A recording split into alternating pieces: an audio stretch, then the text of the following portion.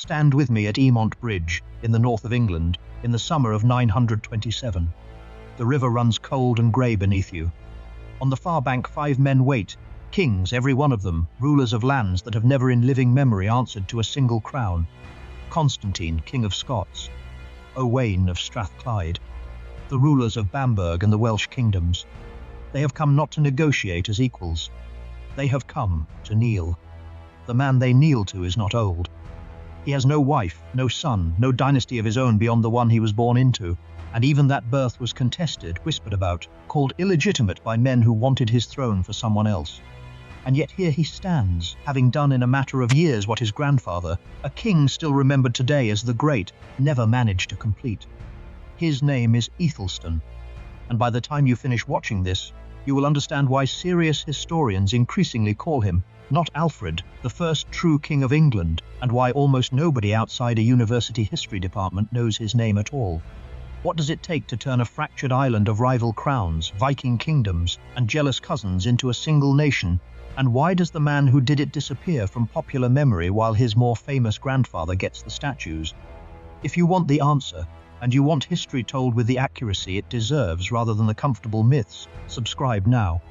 This channel exists for exactly this, the stories that got flattened by better-known names told properly. To understand what Æthelstan accomplished, you have to understand what he inherited and how close he came to never inheriting it at all.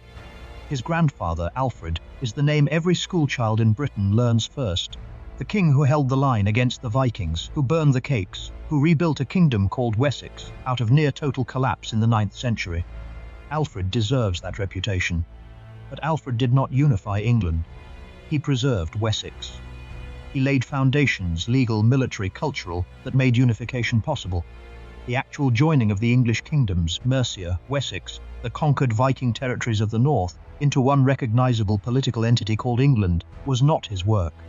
It was his grandson's. And we should say that plainly, because popular history has a habit of crediting the founder of a road for a bridge somebody else built decades later.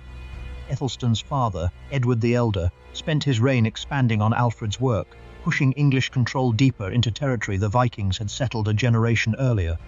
He was a capable king. He was also, when he died at Farndon in Mercia on the 17th of July 924, a king who left behind an unresolved question that could have ended his family's ambitions before Æthelstan ever wore a crown. Edward had more than one son. Æthelstan, born around 893, was the eldest, but his birth carried a shadow. His mother, Ecgwin, may not have held the formal status of a queen, and later chroniclers would use that ambiguity as a weapon. Edward had another son, Alfred, born to a wife whose status was never in question, and some evidence suggests Edward may have intended Alfred, not Æthelstan, to inherit the throne, or at least the heartland of Wessex itself. When Edward died, the kingdom did not simply close ranks behind one candidate. Mercia, the Midland kingdom that had spent years under joint rule with Wessex, accepted Æthelstan as king almost immediately. Wessex, the dynasty's home ground, appears to have leaned toward Alfred instead. And then, within 3 weeks, Alfred was dead.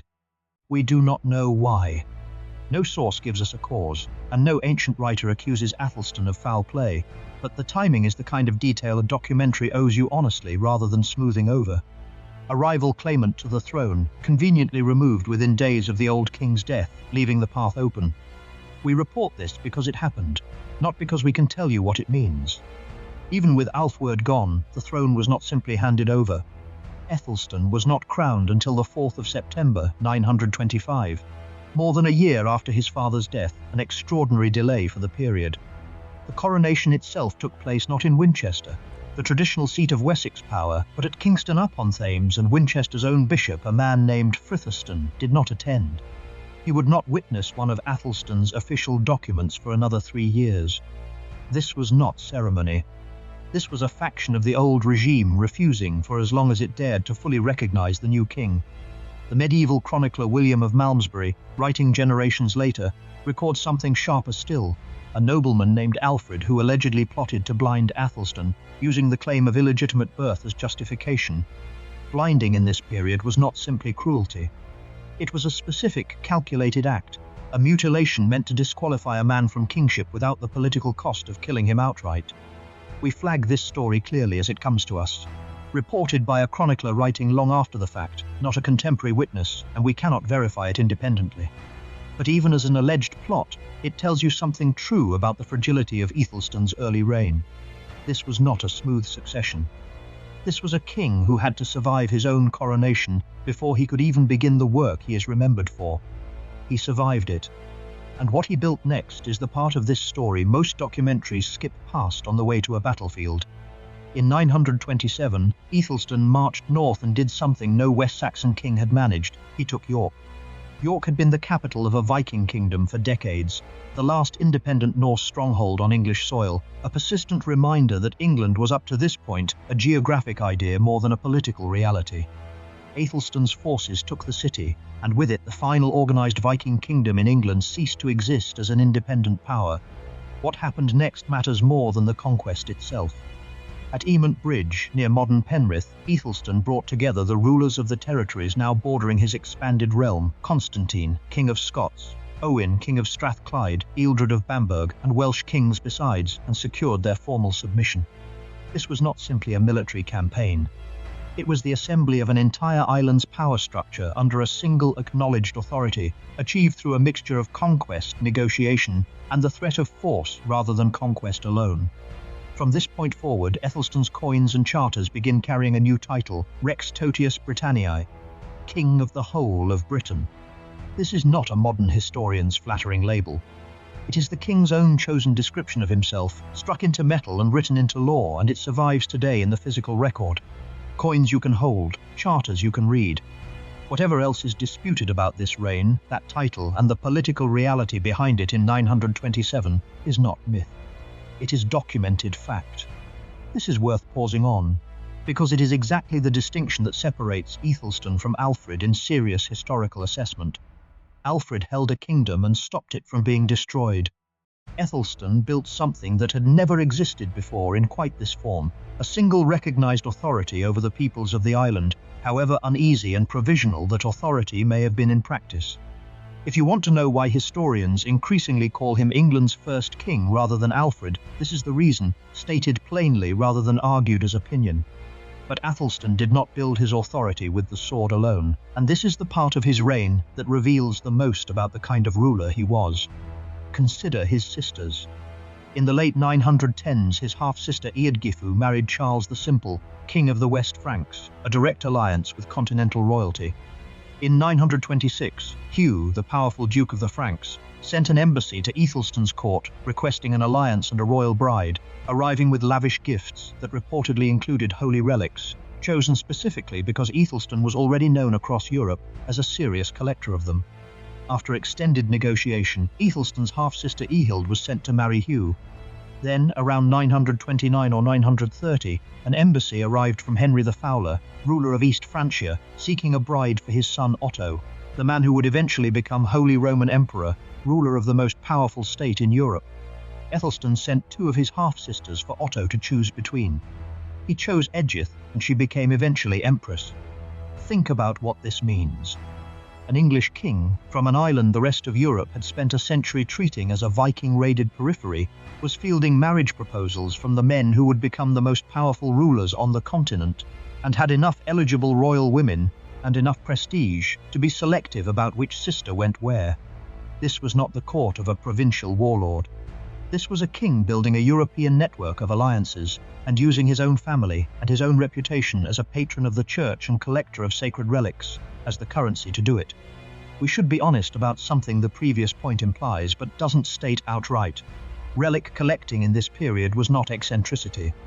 It was a form of political and spiritual capital, a way of tying yourself to the authority of the church and the weight of Christian history itself. Æthelstan did not merely participate in this practice. Contemporaries and near-contemporaries describe the scale and refinement of his collection as exceptional, even by the standards of an age when every court did something similar. This was a king who understood that power in early medieval Europe was built from more than land and soldiers. It was built from legitimacy, and legitimacy could be purchased, negotiated, and married into as much as conquered. If that kind of statecraft interests you as much as the battles do, our members get the deeper material on exactly this. The diplomacy behind the swords, first and in full. It's there whenever you're ready to go further with us. there is another side to Æthelstan's rule that rarely makes it into the popular version of his story, and it matters as much as any battle. He governed like a man who understood that conquest without administration is just a temporary occupation. His law codes, issued through a series of councils across his reign, reveal a king wrestling with the practical problems of holding a newly unified realm together. Theft and the disposal of stolen goods were persistent threats to any kingdom's stability in this period, and Æthelstan's legislation attacked the problem with a severity that shocked even some of his own bishops. Laws that raised the age at which a thief could be executed, prompting protest from clergy uneasy at the killing of children as young as 12, until the king relented and raised the threshold. This is not the detail of a distant symbolic ruler. It is the record of a working government, adjusting policy under pressure, in real time, on documents that still survive for historians to read today. He also used his councils, gatherings of bishops, ealdormen, and nobles from across his territories, not merely as courts of judgment but as demonstrations of unity itself. Assemblies where men from Wessex, Mercia, the newly absorbed north, and the Welsh borderlands sat together under a single royal authority, witnessing the same charters, agreeing to the same laws. Every signature on those documents was a small repeated proof that the unification of 927 was not a single ceremonial moment at a river crossing, but an ongoing act of governance that had to be performed and reinforced again and again to mean anything at all. He was, by every surviving account, a serious patron of learning and the church as well, drawing scholars to his court, commissioning translations and manuscripts, and using the Christian church's networks, the same networks his relic collecting tied him into, as a form of infrastructure binding his fractured kingdom together, the way a modern state might use roads or a shared currency. A king who wanted only to be remembered as a conqueror would not have bothered with any of this. Æthelstan, it seems, wanted to be remembered as something more permanent than a man who won battles. He wanted to be remembered as the man who made a kingdom function. But conquest and alliance both had limits, and in 937 those limits were tested by the largest coalition ever assembled against an English king. Olaf Guthfrithson, the Norse king of Dublin, sailed with his forces to join Constantine of Scots, the very man who had submitted to Æthelstan a decade earlier at Eamont Bridge, and Owen, king of Strathclyde, another former subordinate. The alliance itself tells you something about how provisional Æthelstan's earlier triumph at Eamont Bridge really was. Submission extracted under pressure does not become loyalty simply because a chronicle records it as such. A decade later, two of the men who knelt to him were leading an army against him. What followed is remembered in Anglo-Saxon tradition as the Battle of Brunanburh, and English sources describe it, in a commemorative poem preserved in the Anglo-Saxon Chronicle, as the greatest slaughter since the Angles and Saxons first settled Britain centuries earlier. The poem does not describe tactics or terrain the way a modern battle account would. It describes consequence, fields littered with the dead, ravens and eagles and the grey wolf of the wood gathering to feed on the fallen, the survivors fleeing by ship across a sea the poem calls dark, with grief and distance. This is the language of commemoration, composed to be remembered and recited, not a field report. The poem claims 5 kings and 7 of Olaf's earls fell on the field. We should treat this the way we treat every ancient casualty figure in this genre, as the language of commemoration and propaganda, not a battlefield census.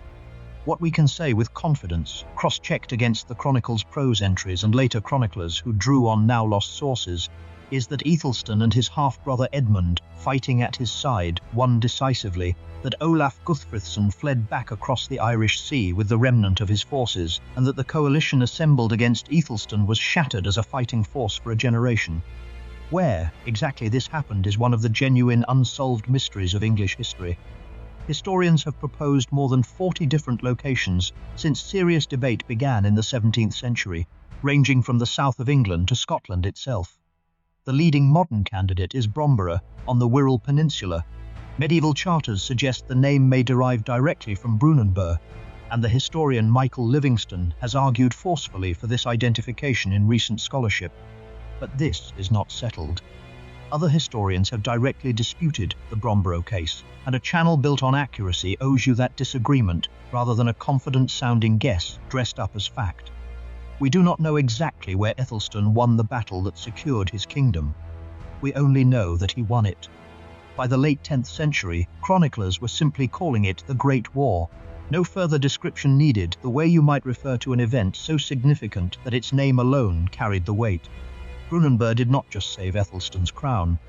It confirmed in blood that the unified England created in 927 was not a temporary arrangement that would collapse the moment it was tested.